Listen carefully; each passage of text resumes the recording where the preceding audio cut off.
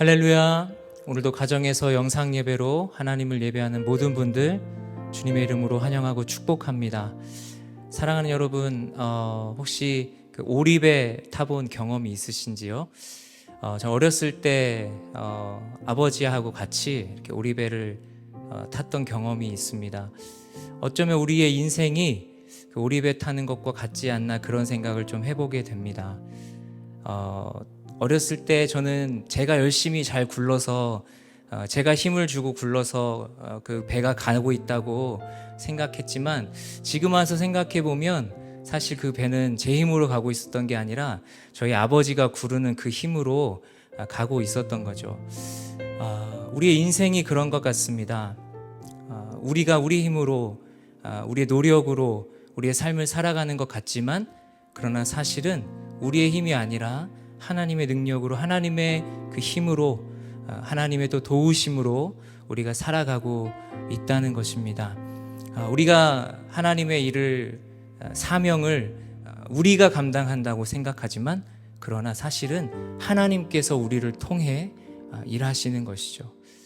언제나 우리 삶에 함께 하시며 우리의 사명을 다시금 감당할 수 있도록 우리에게 힘주시고 또 그 사명을 친히 또 우리를 통해 감당케 하시는 주님, 우리의 삶을 인도하시는 그 주님을 오늘도 마음껏 찬양하며 예배하는 오늘 주일이 되었으면 좋겠습니다. 이 시간 함께 오늘도 우리 예배 가운데 함께 하시며 우리 찬양을 받으실 주님, 우리 예배를 받으실 주님께 큰 감사와 영광의 박수 올려드리고 함께 예배 자리로 나아가겠습니다. 할렐루야. 언제나 우리 삶에 동행하시는 주님, 우리의 힘 되시는 주님의 이름을 찬양합니다. 할렐루야.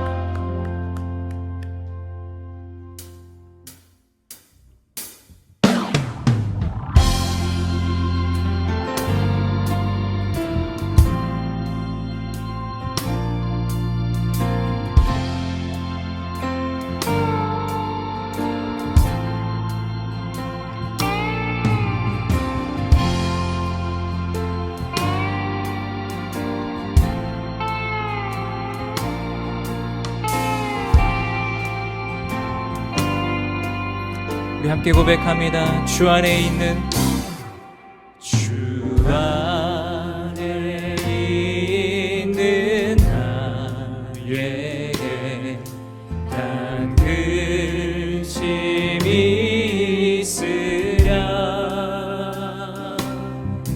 십자가 밑에 내 집을 풀었네. 아멘. 주님을 찬송하면서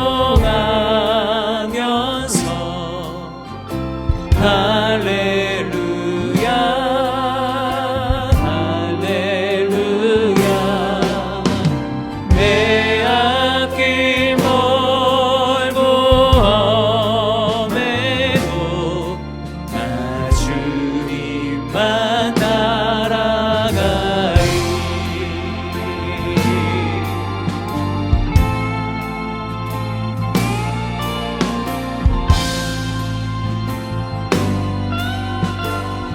이 믿음으로 함께 고백합시다. 그 두려움이 변하여 내 기도 되었고 전날의 한숨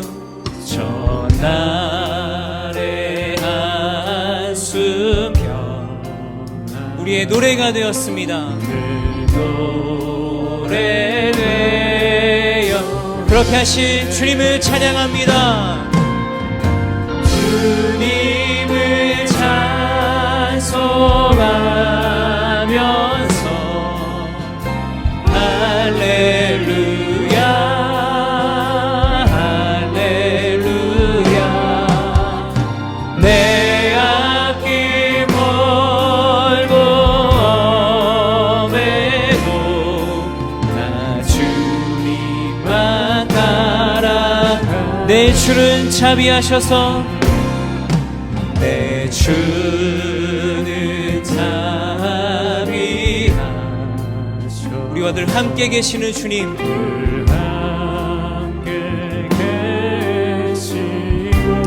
그 주님께서 우리의 모든 것을 아십니다. 비방을 하시고 늘 채워주시네. 주님을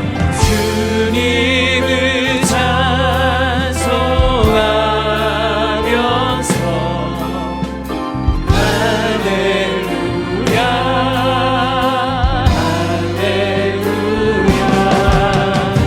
내 앞이 멀고 엄해도 나 주님만 따라가리.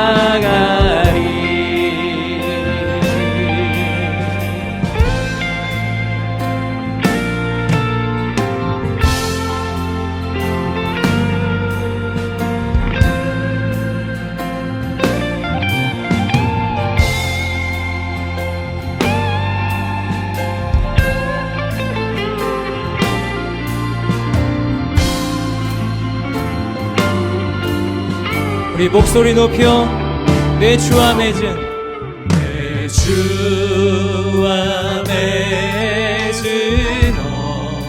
언약은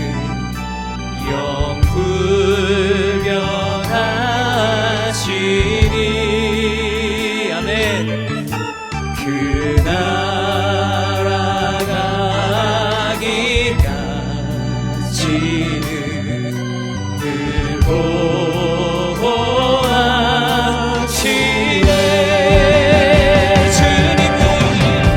주님을 찬송하면서 할렐루야 할렐루야. 내 앞이 멀고 험해도 나 주님만 따라. 한 번 더 주님을 찬송하며 주님을 찬송하면서 할렐루야 할렐루야. 내 앞이 멀고 엄해도 나 주님. 다시 한번 믿음으로 주님을 찬송하며 나아갑니다. 할렐루야. 주님을 찬송하면서 할렐루야 할렐루야. 내 앞이 멀고 엄해도 나 주님만 따라가리. 나 주님만 따라가리. 나 주님만 따라가리. 할렐루야. 영원히 변치 않는 사랑으로 우리의 삶을 인도하시는 주님을 찬양합니다. 할렐루야.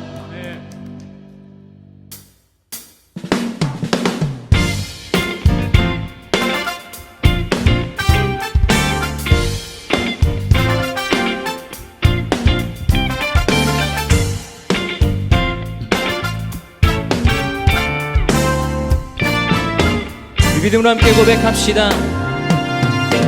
이 눈에 아무 증거 아니 되어도 믿음만을 가지고서 늘 걸으면 이 위에 아무 소리 아니 들려도 하나님의 약속 위에 서리. 걸어가세 믿음 위에 서서 나가세 의심 버리고 걸어가세 믿음 위에 서서 눈과 귀에 아무 증거 없어. 이 눈이 보기에는 이 눈이 빛을 보기에는 어떠한 이미 얻은 증거대로 늘 믿으며 아멘.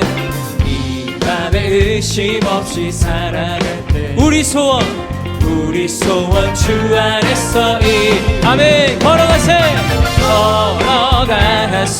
믿음 위에 서서 나가세 의심 버리고 걸어가세 믿음 위에 서서 눈과 위에 우리 한 번 더 고백할까요? 걸어가세 아멘. 걸어가세 믿음 위에 서서 나가세 의심 버리고 아멘. 걸어가세 믿음 위에 서서 눈과 귀에 아무 증거 없어도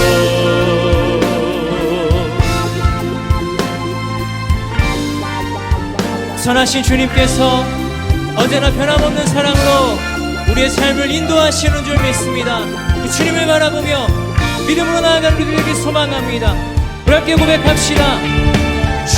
주님의 거룩함을 두고 맹세한 주 하나님 아버지는 참 기쁘다. 그 귀한 모든 약속 믿는 자에게 믿음으로 능치 못할 무슨 일이 걸어가세 믿음 위에 서서 나가세 의심 버리고 걸어가세 믿음 위에 서서 눈과 귀에 아무 한 번 더 걸어가세 믿음 위에 서서 나가세 의심 버리고 아멘. 걸어가세 믿음 위에 서서 눈과 귀에 우리 한 번 더 믿음으로 고백합니다. 걸어가세 믿음 위에 서서 나가세 의심 버리고 아멘. 걸어가세 믿음 위에 서서 눈과 귀에 아무 증거 눈과 귀에 아무 증거 없어 눈과 귀에 아무 증거 없어도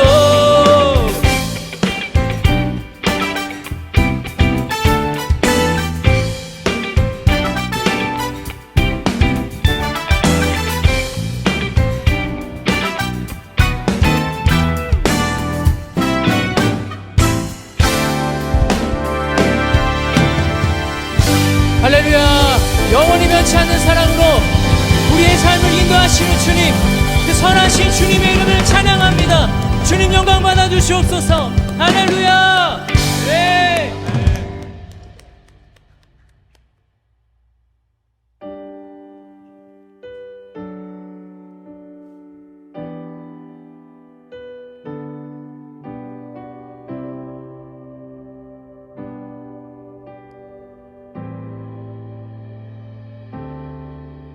당신은 시간을 뚫고 이 땅 가운데 오셨네. 우리 없는 하늘 원치 않아 우리 삶에 오셨네. 자신의 평안 버리고 우리에게 평안 주셨네. 가장 낮은 자의 모습으로 우리 삶에 오셨네.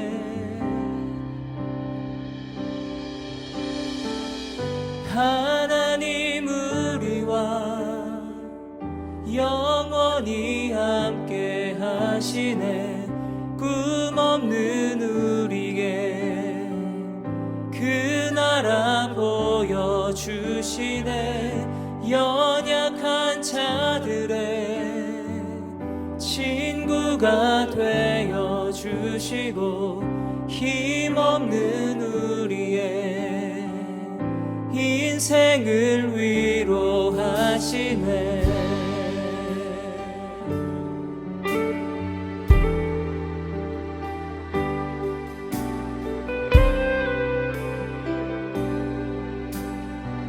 한번 고백합시다. 당신은 시간을 뚫고 이 땅 가운데 오셨네.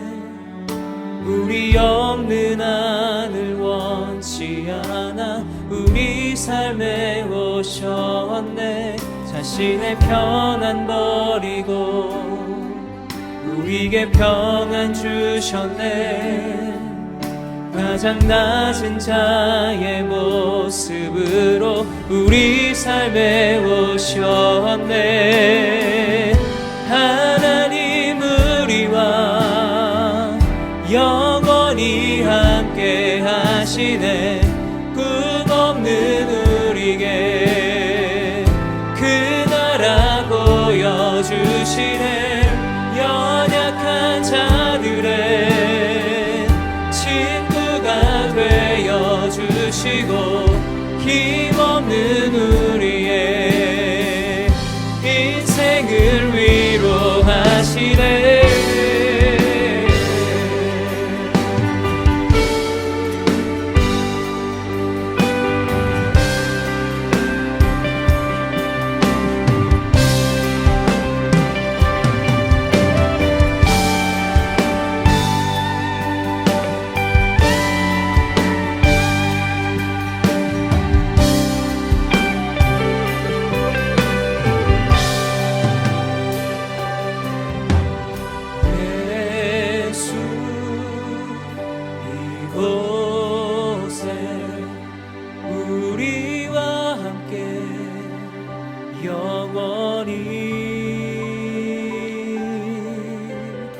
예수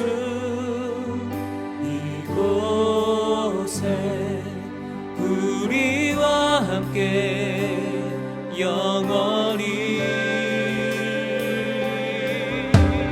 예수 이곳에 우리와 함께 영원히.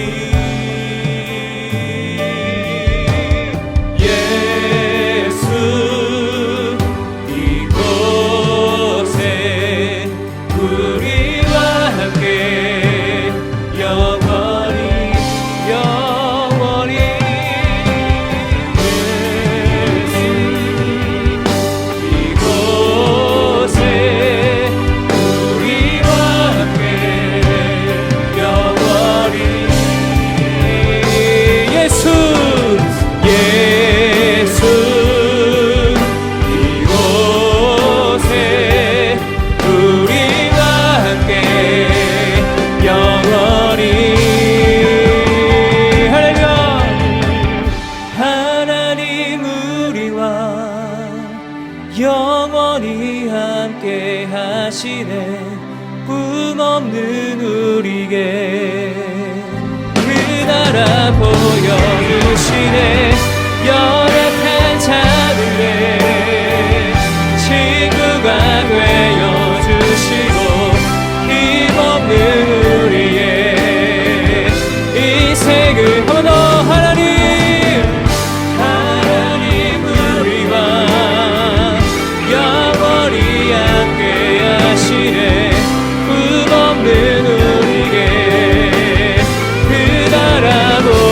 주시네.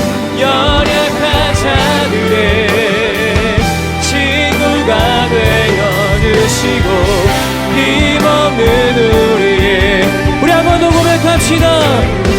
하나님 우리와 영원히 함께 하시네. 꿈없는 우리의 그 나라 보여주시네. 연약한 자들의 친구가 되어주시고 힘없는 우리의 인생을 위로하시네.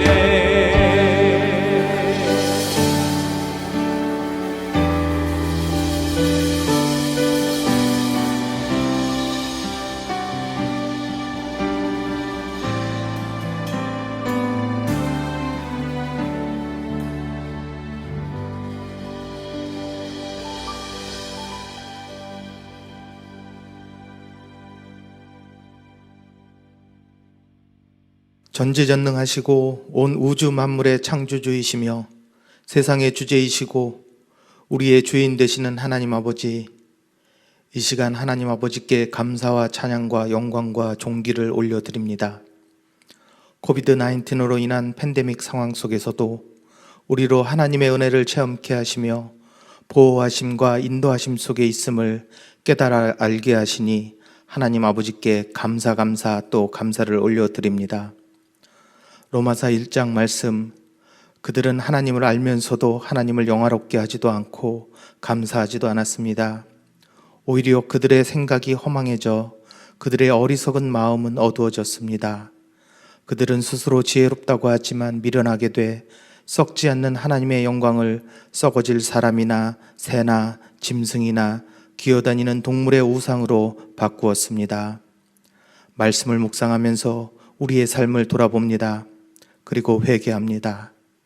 우리가 과연 일상생활 속에서 얼마나 하나님의 말씀을 따라 살았는지를 돌아보고 부끄러워 고개를 들 수조차 없음을 고백합니다. 우리의 생각과 지혜를 쫓아 하나님을 판단하고 하나님의 진리를 우리의 어리석은 생각으로 저울질하고 판단하고 우리의 소견대로 옳음을 주장하고 살지 않았나 돌아봅니다. 온갖 불의와 악행과 탐욕과 악의로 가득 차 있으며 질투와 살인과 다툼과 시기와 악독으로 가득 차 있고 수군거리기를 좋아하고 서로 헐뜯고 하나님을 미워하고 교만하고 자랑하기 좋아하고 악한 일을 공리해내고 부모를 거역하고 어리석고 신의가 없고 인정도 없이 살아가는 수많은 사람들이 세상 속에 있음을 보게 됩니다. 이제는 사람의 영혼을 황폐화시키는 마리아나뿐만이 아니라 마약도 자기 취향에 따라 자유롭게 사용할 수 있는 법들이 생겨나고 있습니다. 성경 말씀에 분명 죄악이라 명명하신 동성애도 합법화가 이루어지는 상황에 도달을 하고 있습니다. 그런 상황 속에서 코비드-19의 팬데믹 상황은 어찌 보면 그 속에 하나님의 놀라운 사랑과 은혜가 숨겨져 있음을 깨닫게 합니다. 비록 경제적인 어려움과 불확실한 미래에 대한 두려움 속에 있기도 하지만 그 과정 속에서 오로지 영원한 하나님만을 의지하게 하시고 피조물인 우리가 창조주 하나님 아버지께 돌아오게 하는 시간들이 허락되어짐에 감사함을 고백할 수밖에 없습니다. 함께 모여 하나님께 드리는 예배의 자리가 멈춰졌으나 온라인 예배와 가정 예배라는 새로운 형태로 하나님의 자녀들이 교회에 모여서만의 예배가 아니라 세상의 삶 속 어디에서나 예배의 자리로 이끄시는 은혜를 주시었음에 또한 감사를 올려드립니다. 그렇습니다. 하나님의 자녀들은 결코 넘어져 있지만은 않을 것입니다. 다시 코비드-19의 팬데믹 상황 속에서 더욱 하나님과의 친밀한 교제 속에서 말씀으로 훈련되어지고 회복되어지고 강건하여져서 세상을 하나님 나라로 바꾸는 빛의 자녀로 다시 태어날 것입니다. 우리의 이웃을 내 몸과 같이 사랑하며 예수 그리스도의 십자가 사랑을 몸소 실천하고 땅끝까지 복음을 증거하며 살아가는 복되고 복된 하나님의 자녀들로 살아갈 것입니다. 들려오는 소식들이 이제는 백신도 치료제도 나올 것이라는 뉴스들이 있습니다. 사랑하는 하나님 아버지, 이제 우리로 더욱 준비되게 하옵소서. 코비드-19 사태로 집에 머물러는 첫 행정명령이 있은 지 251일이 지났습니다. 그동안 준비되어진 우리가 더욱 예배를 사모하며 하나님 나라를 사모하며 하나님의 뜻을 분별하고 하나님의 지상명령을 충실히 수행하는 일꾼들로, 전사들로, 자녀들로 거듭나게 하옵소서. 오늘도 이렇게 각 처소에서 예배를 드릴 수 있도록 허락하신 하나님 아버지께 감사와 찬양과 영광과 존귀를 올려드리며 이 모든 말씀 우리를 십자가에서 죽기까지 사랑하신 예수 그리스도의 이름으로 기도드리옵나이다. 아멘. 할렐루야. 11월 29일 주일입니다. 오늘도 영상으로 예배하는 모든 분들 주님의 이름으로 환영하고 축복합니다. 사랑하는 여러분, 교회의 절기로 보면 오늘부터 예수님의 오심을 기다리는 대림절 기간입니다. 예수님께서 오셔서 하나님과 우리를 화목하게 하셨습니다. 그리고 우리 서로를 화목하게 하셨습니다. 우리에게 화목해 하는 직분을 주셨고 성령께서 평안에 매는 줄로 하나 되게 하신 것을 힘써 지키라 말씀하셨습니다. 코로나로 모이지 못하는 지금 이 말씀이 우리에게 정말로 필요한 것 같습니다. 사랑하는 여러분, 오늘 예배를 드리며 우리의 하나됨을 다시 한번 마음에 새기는 그런 우리 모두가 되면 좋겠습니다. 그래서 비록 떨어져 있지만 우리가 한 공동체임을, 하나님의 사랑 안에 하나임을 다시 한번 마음에 새기는 귀한 예배 시간 되기를 주님의 이름으로 축복합니다. 이 시간 주위에 있는 분들에게 이렇게 인사하면 좋겠는데요. 우리는 주 안에 하나입니다. 이렇게 한번 인사해 볼까요?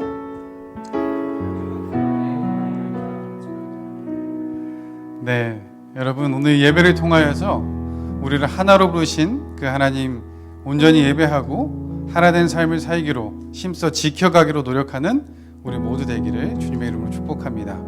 이 시간에 주위에 있는 분들 축복하는 시간 가질 텐데요. 서로 바라보면서 은혜의 주님이 함께 찬양하도록 하겠습니다.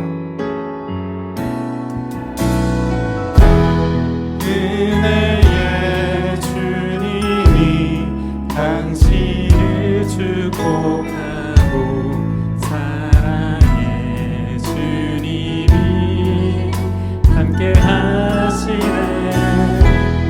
은혜의 주님이 당신을 축복하고 사랑의 주님이 함께 하시네. 이제 가슴에 손을 얹고 나를 축복하며 찬양합니다.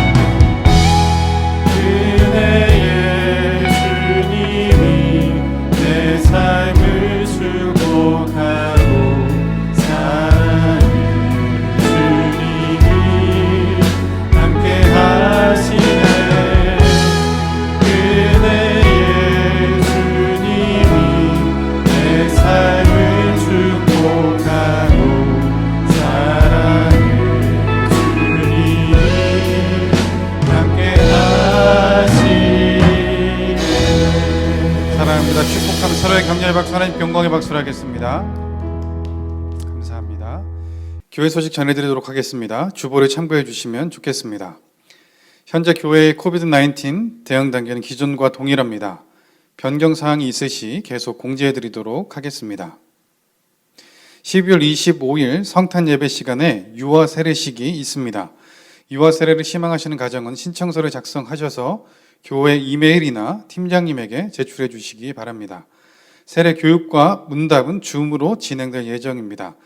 세례 받으실 수 있는 대상은 만 2세 미만 24개월 이전의 아이로 부모님 모두 세례 교인이시면서 한 분 이상이 우리 교회 등록 교인이시면 됩니다. 교육은 12월 6일 주간에, 또 문답은 12월 13일 주간에, 그리고 유아 세례식 송출은 12월 25일 성탄절 예배 때 진행되게 됩니다. 이와 관련한 자세한 문의사항은 정인자 팀장님께 문의해 주시면 되겠습니다. 성탄절을 맞이하며 전교인 가족 사진대회를 진행합니다. 12월 20일까지 크리스마스 가족 사진을 제출하신 가정에게 다양한 상품 및 선물이 준비되어 있습니다. 모든 가족들이 함께 참여해 주시면 좋겠습니다. 기간은 11월 29일 주일부터 12월 20일 주일까지이고 참가 대상은 우리 전교인 가족입니다. 특별상은 여러 가지 주제가 있는데요. 가장 창의적이고 재미있고 또 큰 가정들, 또 많은 주제들이 있습니다. 제출은 교회 이메일로 해주시면 되고요. 이와 관련한 문의사항은 김성진 목사님께 해주시면 되겠습니다. 2020년 교회 회계연도가 11월 말까지입니다. 각 부서에서는 2020년도 결산과 2021년도 예산을 11월 말까지 재정부실로 제출해 주시기 바랍니다. 이와 관련한 문의사항은 유영민 팀장님께 해주시면 되겠습니다. 수요 성경 통독 90일 광고입니다. 11월 16일 수요일부터 90일간 수요 성경 통독 90일을 진행합니다. 한 해를 마감하고 새해를 시작하며 온 교회가 성경을 함께 읽어갈 수 있기를 소망합니다. 90일 성경 일독에 도전하기 원하시는 분은 신청서를 작성하여 교회 이메일로 제출해 주시면 됩니다. 기간은 2020년 12월 16일부터 2021년 3월 31일까지 매주 수요일 오후 8시에 줌으로 진행됩니다. 담임 목사님께서 강사로 섬겨주십니다. 이와 관련한 문의사항은 박미혁 팀장님께 해주시면 되고요. 회비는 20불입니다. 뿌엔테스 아동 매칭 프로그램 광고입니다. 선교부에서는 우리 교회의 핵심 선교지인 멕시코 뿌엔테스 마을에 어린이들과 친구가 되어 격려하고 또 성탄 선물을 나눌 가정을 모집합니다. 자세한 사항은 주보 땅끝 소식을 참고해 주시기 바랍니다. 이와 관련한 문의 및 신청은 김상훈 목사님께 해주시면 되겠습니다. 유두고에서 무료 유방암 검진을 진행합니다. 검사 방법은 메모그램이며 교인 이외에도 누구나 신청이 가능합니다. 검사 대상은 40세 이상으로 연방 빈곤선 200% 미만 또는 무보험 및 보험에서 유방암 검진이 포함되지 않는 분들입니다. 체류 신분 및 소득 증명 서류는 준비하지 않으셔도 됩니다. 검사 장소는 고려 보건소이고 검사 일시는 12월 3일 목요일 오전 9시부터 오후 1시까지입니다. 전화 문의 및 예약은 김동희 코디님께 해주시면 되고요. 온라인 예약은 유두고.com으로 해주시면 되겠습니다. 부고 광고입니다. 라베벨의 고 이영희 장로님께서 어제 오후 2시 15분 향년 95세의 일기로 하나님의 부르심을 받으셨습니다. 장례 일정은 추후 공지할 예정입니다. 성도의 위로로 함께 해주시기 바랍니다. 사역자 동정란에 보시면 드림시드를 담당해 주셨던 최성희 전사님께서 개인 이유로 11월 29일 오늘부로 사임을 하게 되셨습니다. 한국에서 새롭게 시작하는 그 모든 일정을 위해서 기도해 주시면 좋겠습니다. 오늘 하나님께서 우리에게 주신 말씀은 구약성경 여호수아 18장 1절부터 10절까지 말씀입니다. 우리말 성경으로 여호수아 18장 1절부터 10절 말씀 들으신 후에 담임 목사님 나오셔서 전략이 있는 교회입니까? 라는 제목으로 하나님 말씀 전해주시겠습니다.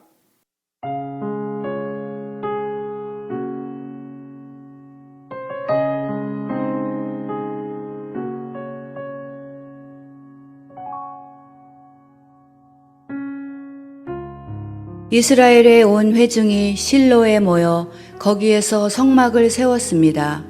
그 땅은 이미 그들의 지배하에 있었습니다. 이스라엘 사람들 가운데 7지파는 아직 유산을 받지 못했습니다. 여호수아가 이스라엘 백성들에게 말했습니다. 너의 조상의 하나님 여호와께서 너희에게 주신 그 땅을 차지하러 가는 일을 언제까지 미루겠느냐? 각 지파에서 3명씩 뽑으라. 그러면 내가 그들을 보낼 것이니 그들은 일어나 그 땅으로 가서 각 지파의 유산을 살펴서 자세한 내용을 기록한 후 내게 돌아와야 한다. 그들이 그 땅을 7으로 나눠 유다는 계속해서 남쪽의 영토에 있고 요셉의 집은 북쪽의 영토에 있도록 하라.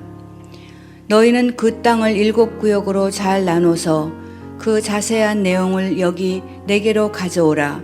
그러면 내가 여기 우리 하나님 여호와 앞에서 너희를 위해 제비를 뽑을 것이다. 그러나 레위 사람들은 너희 가운데 몫이 없다. 여호와의 제사장 직분이 그들의 유산이다. 또한 갓 지파와 르우벤 지파, 므낫세 반 지파는 요단강 너머의 동쪽 땅을 유산으로 받았다. 그것은 여호와의 종 모세가 그들에게 주었다. 그리하여 뽑힌 사람들이 일어나 길을 떠났습니다. 여호수아가 그 땅을 파악하러 가는 사람들에게 명령했습니다. 가서 그 땅을 두루다니고 기록해 내게 돌아오라. 그러면 여기 실로에서 내가 여호와 앞에서 너희를 위해 제비를 뽑을 것이다. 그래서 그 사람들이 가서 그 땅을 두루다니며 성을 7구역으로 나눠 책에 잘 기록해 실로 진영에 있는 여호수아에게 돌아왔습니다.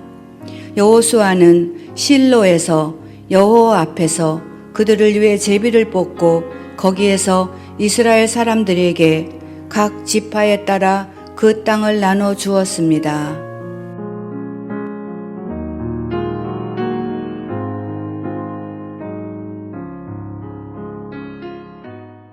할렐루야. 11월 마지막 주일 예배 함께 드리시는 모든 분에게 하나님의 평강이 함께 하시기를 예수님 이름으로 축복합니다.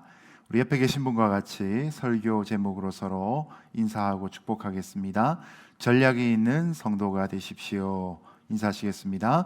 전략이 있는 성도가 되십시오. 아멘. 제가 초등학교 3, 4학년 시절에 친구랑 바둑을 두다가 참패를 당한 적이 있습니다. 그때는 아무 생각도 없고 그냥 이기고 싶은 마음 때문에 바둑의 제일 바깥쪽을 둘러가며 바둑알을 놓았습니다. 포석이라는 것도 잘 모르던 시절이죠. 그런데 저와 같이 바둑을 두는 친구가 저보다 한 수 위였습니다. 제일 바깥쪽에 돌을 두는 저에게 그 친구는 한 칸 안쪽을 계속해서 두기 시작한 것입니다. 나중에 한참 지나다 보니까 물을 수도 없고 멈출 수도 없는 그런 상황이 벌어지고 말았습니다. 질 것이 뻔한데도 불구하고 계속해서 바깥 테두리로 바둑알을 놓아야만 되는 상황이 생긴 것이죠. 전략이 엉터리였던 것입니다. 아무것도 모르고 열심만 있고 이기고 싶은 욕심만 가득했던 당시에 저의 모습이었던 것입니다. 자, 전략이라는 것은 원래 군사 용어인데 특정한 목표를 수행하기 위한 행동 계획을 일컫는 말입니다. 적은 힘을 갖고 있더라도 전략이 뛰어나면 이길 수 있습니다. 여러분, 교회가 갖고 있는 무형과 유형의 자산들을 한번 생각해 보십시오. 교회가 갖고 있는 눈에 보이는 건물이나 교세나 재정 등의 자산들도 중요하지만 그러나 결국 영적인 승리를 가져오게 되는 것은 눈에 보이지 않는 지식이나 지혜나 믿음을 어떻게 발휘하느냐에 달려 있는 것입니다. 자, 오늘 말씀에 보면 이스라엘 백성들이 가나안 땅을 마지막으로 분배하고 점령하는 일에 하나님의 전략이 임하는 모습을 보게 됩니다. 자, 우리가 이 땅을 살아갈 때 하나님 주신 많은 것을 소유하고 살아갑니다. 그것을 어리석게 땅에 묻어두지 않고 하나님이 주신 지혜를 따라 잘 발휘할 때 하나님께서 기뻐하시는 착하고 충성된 종이 될 수 있을 것입니다. 바라기는 저와 여러분의 인생이 하나님의 관점에서 전략적일 수 있기를 축복합니다. 그리고 우리가 함께 섬기는 로스앤젤레스 온누리교회가 복음을 들고 전략적으로 이 땅을 섬길 수 있기를 예수님 이름으로 축복합니다. 자, 먼저 예배가 우리의 삶의 목적이 된다는 사실을 1절 말씀을 통해 같이 발견해 보겠습니다. 1절 같이 읽어 주십시오. 시작. 이스라엘의 온 회중이 실로에 모여 거기에서 성막을 세웠습니다. 그 땅은 이미 그들의 지배하에 있었습니다. 아멘. 땅 분배가 본격적으로 진행되고 있는 그 타이밍에 이스라엘 백성들에게 큰 변화가 하나 생겼습니다. 길갈에 있던 하나님의 성막이 이제 가나안 중앙인 실로로 옮겨진 것입니다. 한 나라의 수도가 옮겨지는 걸 천도라고 표현을 하죠. 마치 천도하듯이 하나님의 법궤가, 하나님의 성막이 길갈이라는 전투 중에 있던 지역에서부터 이제 실로라는 중요한 행정 지역으로 이동하게 되는 것입니다. 여러분, 이 실로라는 말은 안식이라는 의미의 도시인데요. 예루살렘 북쪽으로는 50km이고 베델에서는 북동쪽으로 16km에 있습니다. 여러분, 미국의 지도 중에서 가장 중앙을 딱 점을 찍으면 캔사스시티가 등장하죠. 그처럼 이스라엘 그 땅에서 가장 중앙을 콕 집으면 그곳이 바로 실로였던 것입니다. 이곳에 하나님의 법궤와 하나님의 성막이 새롭게 옮겨져 와서 이제 나중에 다윗 왕이 예루살렘으로 법궤를 옮겨갈 때까지 사사 시대보다 더 긴 시간을 이스라엘의 영적인 중심으로서 실로의 역할이 계속 이어지게 되는 것입니다. 여러분, 여호수아가 왜 굳이 이 시점에 성막을 길갈에서 실로로 옮겼을까요? 여기에는 일반적으로 두 가지의 이유가 있다고 묵상할 수 있습니다. 첫 번째는 바로 지리적인 의미입니다. 실로는 가나안 땅의 중앙이라는 편리성과 상징성을 함께 갖고 있습니다. 이스라엘 백성들이 38년 동안 광야 생활을 할 때 이동 중에는 군대의 진영처럼 법궤가 앞에 가고 뒤를 이스라엘 12지파가 따라갑니다. 그러나 날이 저물고 수경을 해야 될 그때에는 한 중간에 가장 중심에 하나님의 법궤 곧 회막이 있게 되고 그곳에 동서남북으로 세 지파씩 동서남북 네 방향으로 12지파가 자리를 잡고 밤을 보내게 됩니다. 그때 회막 위로 구름기둥, 불기둥이 치솟아 있는 모습을 우리가 보게 되는 것이죠. 이것은 바로 하나님께서 이스라엘 백성 중에 임재하신다는 상징이 되는 것입니다. 그러므로 실로라는 지명에 하나님의 법궤가 있다는 사실은 이스라엘 전체의 중심에 하나님이 임재하신다라는 영적인 의미를 갖게 되는 것이죠. 두 번째 의미가 또 더 깊은 영적인 메시지를 주고 있는데요. 야곱이 창세기 49장에서 유다를 위해서 예언하며 축복하며 기도하는 내용에 보면 이런 말씀이 있습니다.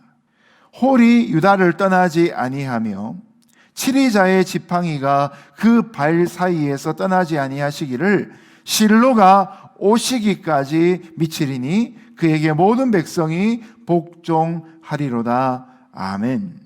여러분, 창세기 49장 10절에서 실로가 오시기까지라고 할 때 이 실로는 지명이 아니라 인명으로 쓰여지는 것입니다. 그런데 지금 하나님의 법궤가 옮겨진 그 실로는 지명이기도 합니다. 대한민국의 수도는 서울입니다. 그런데 한국말로 수도를 또한 서울이라고 표현하기도 하죠. 서울이란 단어가 수도, 캐피탈의 의미를 갖고 있기도 하지만 서울이라는 도시를 또한 말하는 이름이기도 하죠. 이 실로라는 것이 구약시대에는 메시아를 일컫는 인명, 이름으로도 사용되었지만 구체적으로 이스라엘에 있는 한 도시를 또한 의미했던 것이죠. 그 도시의 이름이 실로이며 메시아의 이름이 또한 실로였다는 것입니다. 그러므로 실로는 하나님께서 가나안 땅에 우리가 방금 본 이 창세기 49장 10절의 말씀처럼 안식을 주시기로 약속하신 상징이 되는 것입니다.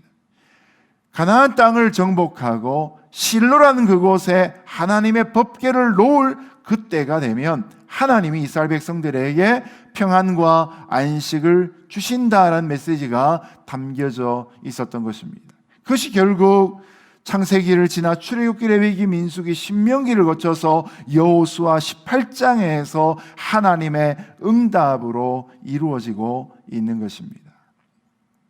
그런데 이스라엘 백성들이 여호수아의 리더를 따라서 실로에 성막을 세우게 된 것은 이미 하나님께서 모세를 통해서 명령하신 신명기 12장의 말씀을 그대로 순종하고 있는 행위입니다. 신명기 12장 10절과 11절의 말씀을 같이 한번 읽어보겠습니다. 시작. 그러나 너희는 요단강을 건너 너희 하나님 여호와께서 너희에게 기업으로 주시는 그 땅에 정착할 것이니 그분이 너희 주변의 모든 원수들로부터 너희에게 안식을 주셔서 너희를 안전히 살게 하실 것이다.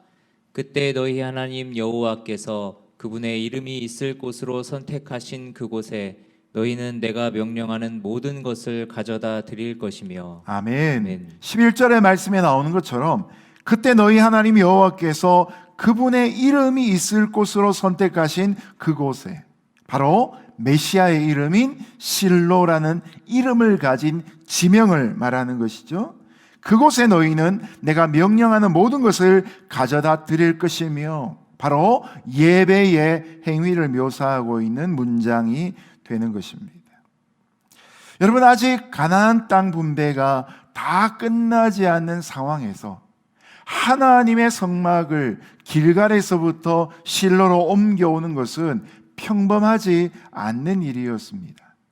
여러분, 성막을 이동시켰다란 사실은 이스라엘 모든 백성들이 그 새로운 장소로 나와 하나님 앞에 예배를 드렸다는 의미를 담고 있는 것입니다.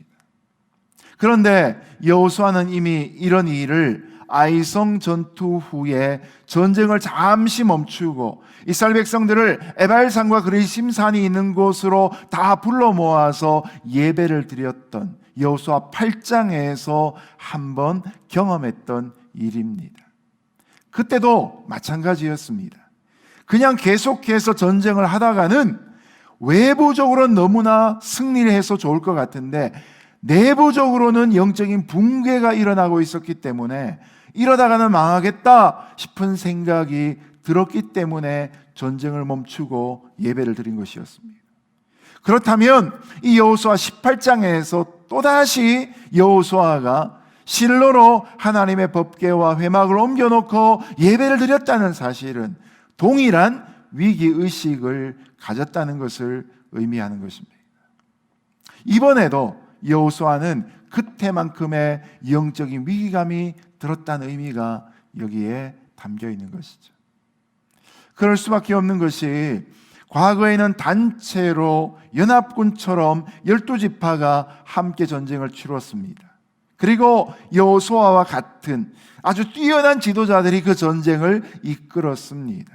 여러분, 우리가 혼자 싸우지 않고 단체로 똘똘 뭉쳐 싸울 때에는 싸우는데 집중하고 다 같이 고생하니까 갈등도 별로 없고 피곤하기도 덜 합니다.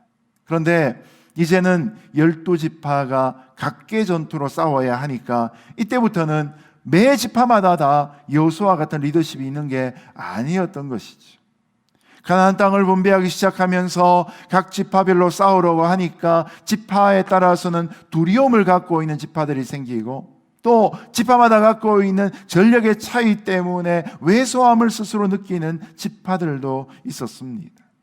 함께 싸울 때는 하나의 목표의식으로 충실했는데 이제는 목표의식도 조금씩 사라지기 시작하고 내부적인 균열을 경험하고 있는 상황이었던 것이죠. 그래서 여호수아는 땅 분배가 다 끝나고 정복이 다 끝날 때까지 예배하는 것을 미루지 않고 중간에 영적인 작전 타임을 외쳤던 것입니다.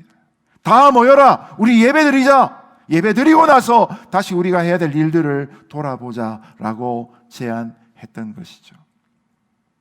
여러분, 예배가 나의 생활에 있어 중심인지 아닌지를 우리는 항상 점검하며 살아야 합니다. 일을 열심히 하고 많이 하는데 나름의 지혜를 가지고 바둑판에 돌을 놓고 있는데 문제는 지고 있다든지 피곤하다든지 결과가 잘 안 보인다든지 결과가 있음에도 불구하고 기쁨이 없을 때에는 반드시 우리의 예배 생활이 결여되어 있는 때가 많은 경우입니다. 인간관계 속에서 껄끄러울 때도 우리는 하나님과의 관계를 먼저 떠올려야 합니다. 하나님과의 관계가 올바르면 사람들과의 관계도 올바르게 풀려질 수 있는 것이죠. 기실 우리의 삶의 많은 부분이 사실 예배 생활과 밀접하게 연관되어져 있습니다. 여러분, 이런 것을 요즘 잘 못 느끼십니까? 저는 목회자로서 이 비대면 예배가 6개월이 넘어가면서부터 주변에서 이 예배를 드리는 또 삶을 살아가는 여러분들의 모습이 힘겨워지고 있다는 사실을 자주 느끼게 됩니다. 영상으로 녹화해서 설교하는 이것 자체도 저에게는 점점 가면 갈수록 더 힘들어집니다. 10명, 20명의 회중 앞에서라도 예배할 기회가 생기면 참 좋겠다. 날마다 이런 생각을 하면서 설교를 준비합니다. 여러분, 그렇기 때문에 우리가 더욱더 우리의 개인 경건 생활을 점검해야 하는 것이죠. 하나님을 우리가 제대로 만나지 못하면 이 땅에 살아가는 모든 일상생활 가운데 이제는 충분히 문제가 생길 수밖에 없다는 사실입니다. 여러분, 우리가 아무리 세상에서 중요한 일을 하고 있다 할지라도 이제는 정말 멈추어 서서 하나님과의 관계를 진지하게 돌아봐야 한다는 것입니다. 하나님 안에서 누리는 영적인 자유함과 충만함이 있어야 이 팬데믹 시대를 뚫고 나갈 수 있는 힘이 공급되어질 수 있는 것이죠.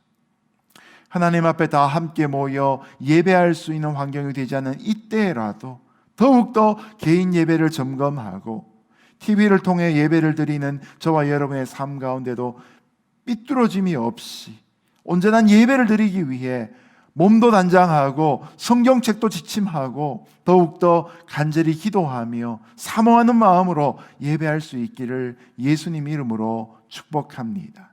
자, 두 번째로 2절과 3절의 말씀 계속해서 함께 읽겠습니다. 시작. 이스라엘 사람들 가운데 7지파는 아직 유산을 받지 못했습니다.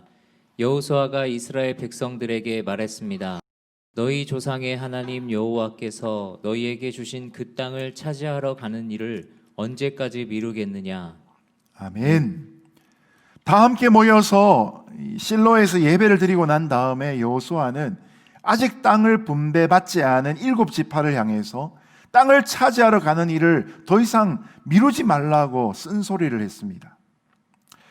3절 말씀에 보면 너희 조상의 하나님 여호와께서 너희에게 주신 그 땅이라고 분명하게 표현되어 있습니다. 이것은 과거형입니다. 하나님이 이미 주신 것입니다. 하나님이 아브라함에게 약속으로 창세기 12장에 주셨습니다. 그리고 출애굽기 3장에 보면 모세가 그것을 거듭 확인을 했던 땅입니다. 이미 이스라엘 12지파 중에서 르우벤 지파와 갓 지파 그리고 므낫세 반 지파는 요단강 동편에서 기업을 얻었습니다. 그리고 요단강을 건너서 7년 동안의 가나안 정복 전쟁이 끝나자 요단강 서편에서 있던 유다 지파를 필두로 해서 에브라임 지파와 므낫세 반 지파가 또한 기업을 얻었습니다. 이것이 여호수아 16장, 17장에 나온 사건들이었습니다. 이처럼 12지파 중에 이미 5지파는 땅 분배받기를 끝내고 그 땅을 차지하고 지금 누리고 있습니다. 그런데 나머지 7지파를 보니 아직도 땅 분배를 받을 생각도 하지 않고 그냥 지체하고 있는 겁니다. 이미 하나님이 주기로 약속하신 그 땅에 들어와 있는데도 불구하고 그 땅을 찾아러 나갈 생각은커녕 시간만 계속 버리고 있는 것입니다.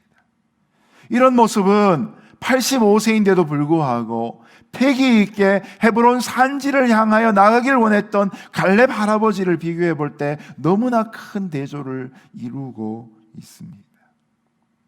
지금은 그러지 못하지만 팬데믹 이전에 아침에 아이들이 학교를 가야 되는데도 불구하고 일어나지 않고 침대에서 뒹굴뒹굴거리는 모습을 보면 부모로서 어떻게 하십니까? 부모가 방문을 열고 들어가서 이불을 확 걷어젖히면서 너 언제까지 꿈을 꿀 거야? 라고 외치고 야단치지 않습니까? 지금 이스라엘에게 주어진 여호수아의 음성이 바로 그런 꾸지람인 것입니다. 여러분, 이들이 지체하고 있는 이유가 무엇입니까? 일반적으로 사람은 환경이 나아지면 게을러지기 마련입니다. 38년 광야 생활하며 그 광야 땅을 맴돌다가 7년 동안 이제 전투를 감당하면서 지칠 대로 다 지쳤으니 더 이상 이사 안 가고 그냥 매일 같은 곳에 그냥 살고 있다는 것이 얼마나 그들에게 위안이 되었겠습니까? 정말 엄청 편하다 싶은 생각이 들었을 것입니다. 그러니 아직도 남아서 저항하는 이 가나안의 세력들과 싸우는 것을 생각하면 번거롭고 수고로움이 막 느껴졌을 것입니다. 그런데 여러분, 이 가나안 땅을 점령해야 될 7지파가요, 가나안 땅을 점령하지 않기로 굳게 결심한 건 결코 아니었습니다. 그냥 오늘은 좀 넘겨보자, 뭐 내일 하면 되지 라고 생각했던 것입니다. 피곤하니까 조금 쉬었다가 나중에 하면 되지 않나, 이런 생각했던 것이죠. 그런데 여러분, 이것이 바로 하나님의 백성들의 힘을 풀어버리는 사단의 전략이었던 것입니다. 여러분, 사단은 우리가 쉽게 상상하는 것처럼 머리에 뿔이 달려있고 눈빛은 붉고 창 들고 나타나서 피를 질질 흘리면서 우리를 협박하고 무찌르는 그런 존재가 아닙니다. 창세기 3장에서부터 사단은 언제나 우리에게 친근한 모습으로 다가옵니다. 그리고 우리의 약점을 정면으로 공격하기도 하지만 때로는 우리 약점을 어루만지듯이 하면서 나도 모르는 사이 거기에다가 독을 바르는 존재입니다. 너 피곤하지? 너 힘들지? 위로하고 격려하는 척하면서 거봐, 하나님의 일 한다고 해야 그 열매 없어? 좀 쉬었다 해. 왜 너만 열심히야? 왜 너네 교회만 열심히야? 남들은 이렇게 하고 있는데 라고 유혹하고 들어오고 있는 것이지. 사단은 우리의 입술에 우리가 못하겠다란 말보다는 나중에 하겠다는 말을 계속해서 심습니다. 나도 모르는 사이 은연중에 타협하는 길로 우리의 발걸음을 옮기도록 이끌고 있는 것입니다. 그런 사단의 말에 귀를 기울이면 기울일수록 우리는 조금 더 편안한 삶에 만족하게 되고 최고의 비전과 최고의 헌신은 잊어버린 채 타협하는 삶으로 들어가 버리고 마는 것이죠. 이스라엘의 조상 중에 야곱이라는 인물은 안일함 때문에 큰 아픔과 상처를 집안에 갖고 들어온 사람이었습니다. 창세기 28장에서 야곱은 형 에서를 피해서 하란에 있는 외삼촌 라반의 집으로 피신을 가다가 어느 들판에서 노숙을 하던 그 밤에 하늘 사닥다리의 꿈을 꾸게 됩니다. 자기가 있던 그곳이 바로 하나님의 임재하신 장소인 것을 깨닫게 된 것이죠. 그래서 그곳이 하나님의 집이고 하늘의 문이다라는 고백을 하면서 베개로 삼았던 돌을 기둥으로 삼고 그 위에 기름을 붓습니다. 이것이 바로 유명한 베델이라는 지명이 탄생한 사건입니다. 하나님의 집이란 뜻이 바로 베델이죠. 그러나 정작 외삼촌 라반의 집에 가서 보낸 그 10수년의 시간이 흘러서 아버지의 집으로 돌아가면서 그는 창세기 32장에서 야복 나루터에서 천사와 씨름도 합니다. 창세기 33장에서는 형 에서를 만나서 화해까지 하는 극적인 일을 체험합니다. 그런데 일찍이 서원했던 베델로 돌아가지 않습니다. 대신 그가 찾아간 곳이 바로 숫곳이라는 장소였습니다. 그곳에서 2년을 보내고 또 세겜이라는 곳에 이동을 해서 8년이라는 시간을 그곳에서 보냅니다. 그러다가 창세기 34장에 들어와서 집안에 어려움을 겪습니다. 야곱의 딸이었던 디나가 히위 족속 중 하몰의 아들 그 땅의 주장 세겜에게 성추행을 당하고 맙니다. 그리고 이 일 때문에 복수하기 위해 야곱의 아들들이었던 시몬과 레위가 나아가서 대규모의 살인극을 벌립니다. 이것으로 인해 야곱은 두려워 떠는 나그네 신세가 또 되어버리고 맙니다. 그때 하나님이 야곱을 찾아가셔서 하신 말씀이 바로 창세기 35장 1절이었습니다. 일어나 베델로 올라가서 거기에 머물라. 그리고 거기에서 내가 내 형 에서로부터 도망칠 때 내게 나타나셨던 하나님께 제단을 쌓아라. 베델로 올라가 거기에 머물고 거기에서 하나님께 제단을 쌓아라. 이것은 바로 하나님과 함께 야곱이 맺었던 언약이었습니다. 서원이었던 것입니다. 하나님과 약속한 베델로 가야 하는데 자신의 눈에 보기에 살기 좋은 세겜 땅에 머무르고 지체하다가 결국은 환난을 겪은 것, 이것이 바로 야곱의 모습이었고 하나님의 책망이었던 것입니다. 조금 쉬고 싶은 마음 때문에 우리는 지체하게 됩니다. 그런데 이렇게 지체하고 안일에 빠지면 반드시 사탄은 우리를 이용해 먹게 되는 것입니다. 이 청교도들이 성도에게 있는 나쁜 죄 7가지를 묶어서 Seven Deadly Sins라고 불렀습니다. 여기에는 교만과 인색과 시기와 분노와 음욕과 탐욕, 나태가 등장합니다. 마지막 등장하는 나태가 바로 게으름을 의미합니다. 미루면 미룰수록 게으름과의 싸움은 더욱더 힘들어집니다. 여러분, 게으르다고 해서 일을 안 하는 것만 상상하지 마시고요. 게으르다는 것은 해야 될 일을 미루는 것이 바로 게으름입니다. 부지런한 사람은 일하기 위해 쉬지만 게으른 사람들은 쉬기 위해 일합니다. 그래서 점점 더 일하는 것이 줄어들게 되는 것이죠. 그래서 게으른 사람의 인생 악보에는 쉼표만 가득하다 그러지 않습니까? 반면에 부지런한 사람의 인생 악보에는 음표로 가득하다고 이야기합니다. 힘들어도 우리 인생이 하나님 앞에서 연주하는 인생 되어야 되지 않겠습니까? 하나님이 감동을 주신다면 나중에 순종하는 것이 아니라 지금 순종해야 합니다. 하나님이 나의 어떤 죄악에 대해서 깨닫게 하신다면 나중에 고치는 것이 아니라 지금 고쳐야 합니다. 지금 우리가 우리의 자리에서 일어나야 하고, 지금 말씀을 읽어야 하고, 지금 누군가를 도와야 한다면 지금 순종해야 하는 것이죠. 고난을 이기는 것도 지금 결단하고, 새로운 출발도 지금 감당해야 하는 것이죠. 저와 여러분이 하나님 앞에서 세월을 좀 먹는 인생들이 아니라 하나님의 말씀이라면 순종하고 즉각적으로 일어나 행할 수 있는 하나님의 백성 될 수 있기를 예수님의 이름으로 축복합니다. 세 번째로 4절에서 7절까지 말씀 같이 읽겠습니다. 시작. 각 지파에서 3명씩 뽑으라. 그러면 내가 그들을 보낼 것이니 그들은 일어나 그 땅으로 가서 각 지파의 유산을 살펴서 자세한 내용을 기록한 후 내게 돌아와야 한다. 그들이 그 땅을 7으로 나눠 유다는 계속해서 남쪽의 영토에 있고 요셉의 집은 북쪽의 영토에 있도록 하라. 너희는 그 땅을 7구역으로 잘 나눠서 그 자세한 내용을 여기 내게로 가져오라. 그러면 내가 여기 우리 하나님 여호와 앞에서 너희를 위해 제비를 뽑을 것이다. 그러나 레위 사람들은 너희 가운데 몫이 없다. 여호와의 제사장 직분이 그들의 유산이다. 또한 갓 지파, 르우벤 지파, 므낫세 반 지파는 요단강 너머의 동쪽 땅을 유산으로 받았다.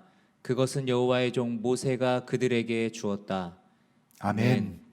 여호수아는 지체하던 7지파를 책망만 하지 않고 그들에게 솔루션을 맡기고 명령합니다. 매 지파마다 3명씩 선정해서 총 21명을 선발하게 합니다. 그리고 그들이 아직 남아있는 가나안 땅으로 가도록 해서 북쪽으로는 요셉 지파가 있는 땅, 남쪽으로는 유다 지파가 분배받은 땅을 경계로 그 사이에 있는 땅을 7부분으로 나누어서 구체적으로 어디에 우물이 있는지 어디에 계곡이 있는지 등을 그려오도록 명령했습니다. 바로 지적도를 그려서 갖고 오도록 한 것이죠. 그러면 제비를 뽑아서 땅을 나누어 주겠다라고 약속했던 것이죠. 여러분, 이 전략이 어떻게 나온 것일까요? 여호수아가 예배를 드리며 이 전략 받았다고 저는 생각합니다. 집을 지으려면 설계도가 필요하고 영화를 만들려면 시납시스가 필요하듯이 남아있는 가나안 땅을 정복하려면 지적도를 그리듯이 구체적인 계획을 세워야 했던 것입니다. 물론 이스라엘 백성들에게는 45년 전에 정탐꾼들이 갖고 온 지적도와 전설 같은 이야기들이 있었습니다. 그 경험들이 물려 내려오고 있었습니다. 전쟁을 치르면서 그들이 곁눈질로 그 땅을 보았던 경험도 있습니다. 그러나 그것으로 충분하지 않습니다. 그들은 지금 믿음을 가지고 직접 발로 땅을 밟아가며 그 땅을 파악해야 했던 것이죠. 여러분, 우리 교회도 이런 경험이 있습니다. 2012년에 미주 두란노 서원 건물에 소리가 있다가 건물을 매각할 계획을 갖고 있었기 때문에 세입자였던 우리 교회가 1년 안에 이사하도록 편지를 교회로 보내었습니다. 담당 목사로 그 편지를 받을 때 정말 청천벽력 같은 소리로 들렸습니다. 그때 우리 교회 건축헌금 계좌에 10만 불이 있었는데요, 개인이 집을 사는 데에도 그렇게 충분하지 않는 돈이었습니다. 코너스톤 위원회를 꾸려서 의논을 하는데 렌트로 이사 갈 수 있는 곳을 찾다가 결국은 리모델링 비용이 너무나 크게 들어서 차라리 건물을 사는 게 낫겠다는 의논이 모아지게 되었습니다. 그래서 이 건물을 357만 5천 불에 계약을 했습니다. 그런데 교회가 모기지를 하려면 30% 다운피를 해야 된다고 해서 107만 2,500불을 계약한 기간 안에 마련해야 했습니다. 그 당시 우리 교회가 1년 예산이 70만 불이었는데 정말 우리의 능력으로 어마어마한 돈이었습니다. 30가지의 기도의 제목을 정하고 릴레이 금식도 하고 모여서 기도하고 영상도 만들고 팜플렛도 만들고 펀드레이징을 준비했습니다. 그리고 당시 우리 교우들이 정말 최선의 최선을 다해서 헌금을 했습니다. 그런데 다운페이 금액의 절반이 여전히 모자랐습니다. 그래서 저는 하나님 앞에 그냥 엎드릴 수밖에 없었습니다. 그때 떠오른 전략이 하나 있었는데 그것이 바로 조각 나누기였습니다. 여러분, 감당해야 될 그 100만 불이 넘는 돈을 다 생각하면 그 숫자에 눌려서 제가 아무것도 못하는 겁니다. 그런데 느헤미야서를 보니까 느헤미야가 예루살렘 성을 재건하면서 어디서 어디까지는 누가 맡고 어디서 어디까지는 누가 맡고 그 일을 하더라고요. 그런 식으로 나눠보기 시작했습니다. 혼자서 모자란 재정 전체를 생각하는 것이 아니라 기도하면서 하나님, 이 부분은 누가 어떻게 하면 좋을까요? 떠올렸던 것이죠. 근데 그러는 사이에 서울 온누리 교회에서 15만 불을 헌금으로 보내주었습니다. 두란노선 원장님이셨던 고 하용조 목사님의 사모님이 이형기 사모님께서 우리 교회가 이 두란노 건물에서 10년 동안 잘 있다가 이제 건물을 산다고 하니까 10만 불의 헌금을 또 해 주셨습니다. 여러분, 세상에 그런 랜드로드가 없습니다. 이사 간다고 해서 10만 불을 누가 줍니까? 팀 아메리카가 미주에 선교센터를 마련한다고 하길래 또 거기에 제안서를 보내어서 지분 형태로 30만 불을 유치를 했습니다. 미주 온누리 교회 또 기도하다 생각이 나서 편지를 써서 목사님들에게 보내었더니 헌금을 보내주는 교회도 있고 재정이 많지 않으니까 대신 돈을 단기 무이자로 빌려주는 그런 교회들도 있었습니다. 집을 샀다고 해서 끝이 나는 게 아니라 리모델링도 해야 되니까 마침 제가 신분을 바꾸기 위해서 서울로 나가 있다가 당회, 온누리교회 당회에 또 부름을 받아가서 리모델링을 위한 계획을 또 발표를 하고 40만 불을 빌려서 본관의 2층에 대한 공사를 또 하기도 했지요. 그렇게 해서 올해 말까지 하면 지난 8년 동안 그렇게 남아있던 부채 중에 60만 불을 상환하게 되는 것입니다. 여러분, 이것은 개인이 지혜로 한 거거나 아니면 빅도우너 큰 손이 막 10만 불, 20만 불 해서 된 일이 아닙니다. 하나님이 이것저것을 잘 나눠주셔가지고 돕는 손길들도 보내주시고 우리의 중심을 받으셔서 이루신 일들입니다. 저는 이런 일들이 우리 성도들의 삶 가운데도 일어났으면 참 좋겠다는 생각을 늘 하고 있습니다. 물론 분에 넘치는 무리한 욕심은 부리진 말아야 합니다. 하지만 절실한 필요가 있을 때에는 확고한 믿음을 가지고 구체적인 도전을 해야 되지 않겠습니까? 하나님이 약속하신 땅이 있다면 그 땅을 향하여서 우리가 믿음으로 나아가고 그 땅을 밟고 하나님의 기적 같은 역사를 체험해야 되지 않겠습니까? 그럴 때 필요한 것이 바로 오병이어의 구체적인 헌신인 것이죠. 그 광야에서의 풍성한 식탁을 경험하기 위해 우리는 더욱더 구체적인 헌신으로 하나님 앞에 나아가야 하는 것입니다. 바라기는 저와 여러분이 단순한 믿음으로 그냥 살아가는 것이 아니라 기도하면 기도할수록 구체적인 계획과 과정들을 보여주시고 전략을 떠오르게 만드시는, 그래서 도전하면 도전할수록 이 땅의 지경을 하나님의 나라로 구체적으로 바꾸는 하나님의 믿음의 종들이 될 수 있기를 예수님의 이름으로 축복합니다. 이 팬데믹의 시대가 지나가면 다시 또 새로운 뉴 노멀이 우리에게 올 것입니다. 여러분, 그때 우리 로스앤젤레스 온누리 교회가 어떤 교회가 되어야 될 것인가? 주님 앞에 기도하며 전략을 꿈꿀 수 있는 그런 연말이 될 수 있기를 예수님의 이름으로 축복합니다. 마지막으로 8절에서 10절까지 말씀 같이 읽겠습니다. 시작.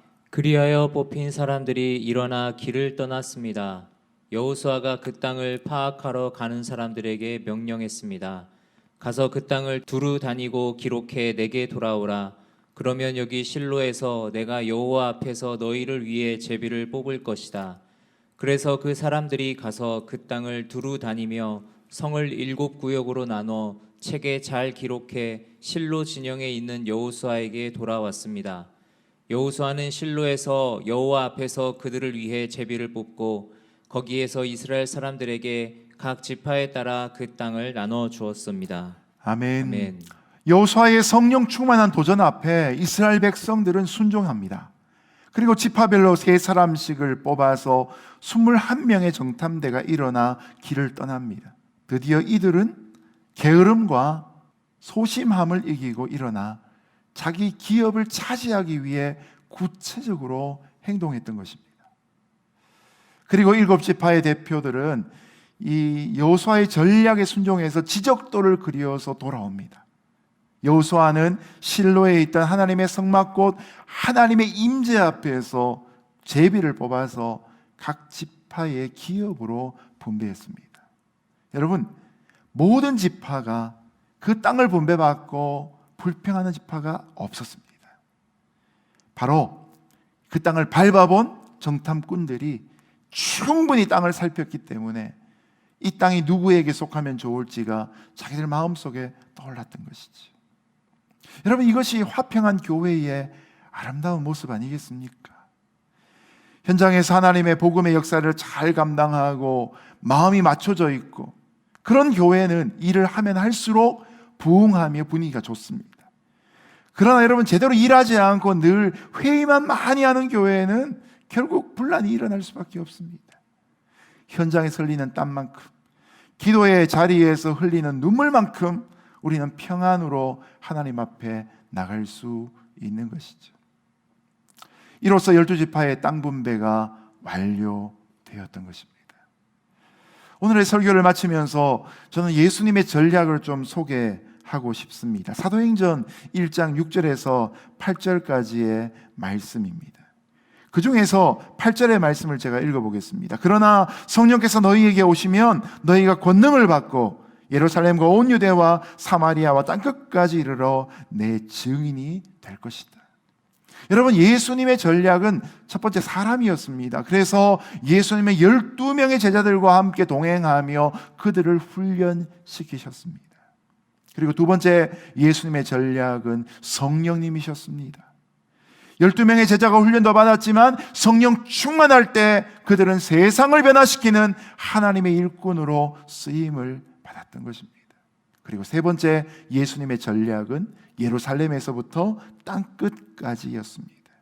예루살렘과 온 유대와 사마리아와 땅끝까지 이르러 하나님의 꿈을 보는 사람들이 자기가 있는 그 자리에서부터 영역을 더 확장시켜 나아가는 아름다운 파도의 모습을 볼 수 있지 않습니까? 요즘 유행하는 단어 중에 이 글로벌리제이션, 세계화와 그리고 로컬리제이션, 지방화를 합성해서 만든 글로컬리제이션이라는 단어가 있습니다. 바로 지역성과 세계화를 함께 추구한다는 것이죠. 한국교회가 세계 선교만을 꿈꾸고 세계 선교에 전력했을 때에 한국 사회 안에서 교회의 영향력은 미미해버린 것이 오늘날 우리의 모습입니다. 그렇다고 우리가 세계 선교를 포기할 수 없지요. 예루살렘에서부터 시작해서 유대와 사마리아를 거쳐 땅끝까지 가야 되는 것입니다.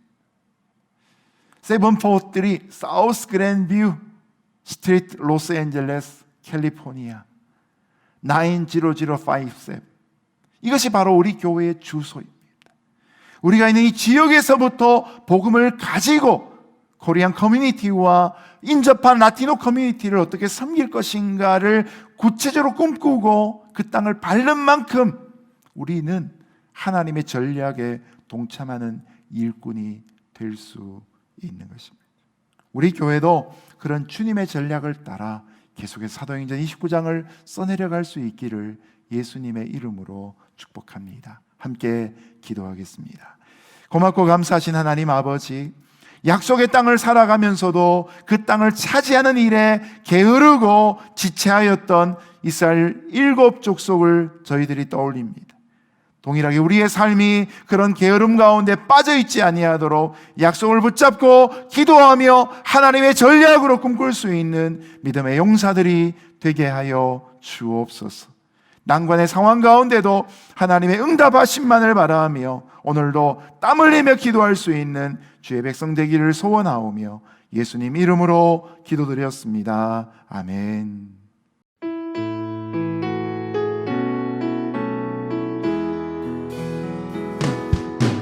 주 선한 능력으로 안으시네.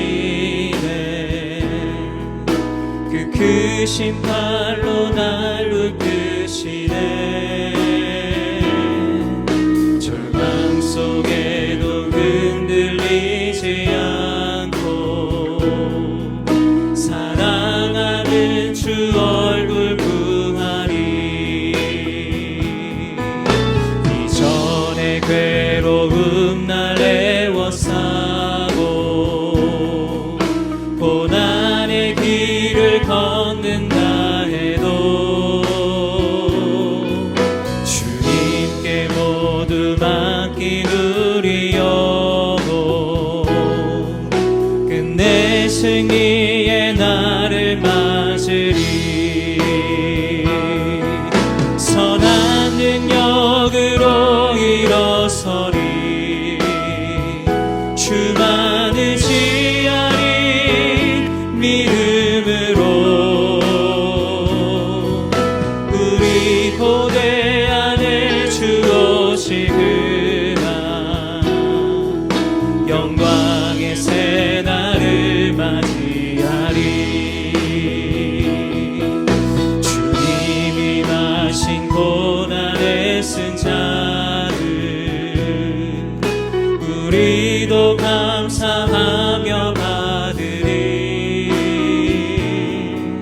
주님의 남은 고난 채워가며 예수와 복음 위해 살리라. 선한 능력으로 일어서리. 주만 의지하리. 믿음으로 우리 고대 안에 주 오시구나. 영광의 새 날을 맞이하리. 영광의 새 날을 맞이하리. 영광의 새 날을 맞이하리.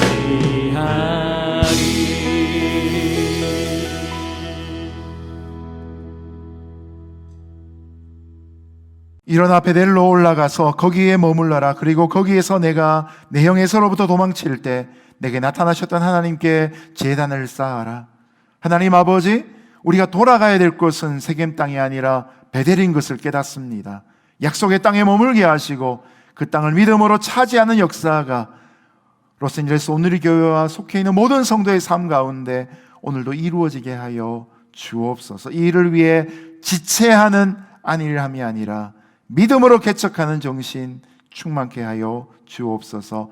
하나님을 사랑하는 마음으로 예배 가운데 또한 믿음의 고백으로 귀한 예물을 올려드립니다. 온전한 11조와 감사의 제목들과 주일 연보와 성교헌금을 받으시고 주님이 우리의 삶의 중심 되심을 고백하며 우리가 있는 자리에서부터 먼 열방까지 하나님의 복음의 일꾼으로 쓰임받는 역사 있게 하여 주옵소서. 오늘도 신분과 재정과 건강과 진로와 자녀와 결혼의 모든 인생 문제 가운데 있는 주의 백성들을 긍휼히 여겨주시고 그 자리에서 하나님과의 언약을 속히 이루는 믿음의 회복 있게 하여 주옵소서. 이제는 우리 주 예수 그리스도의 거룩하신 은혜와 하나님 아버지의 놀라우신 사랑하심과 성령 하나님의 교통위로 충만하심의 역사가 오늘도 하나님의 부르심의 땅에 머물며 지체하지 아니하고 믿음의 발걸음을 옮기기로 결단하는 하나님의 전략가들이 되기를 꿈꾸는 여기 함께 예배하는 모든 성도들 머리 위에와 세계 열방 선교지 위에 영원히 함께 하시기를 간절히 축원하옵나이다. 아멘.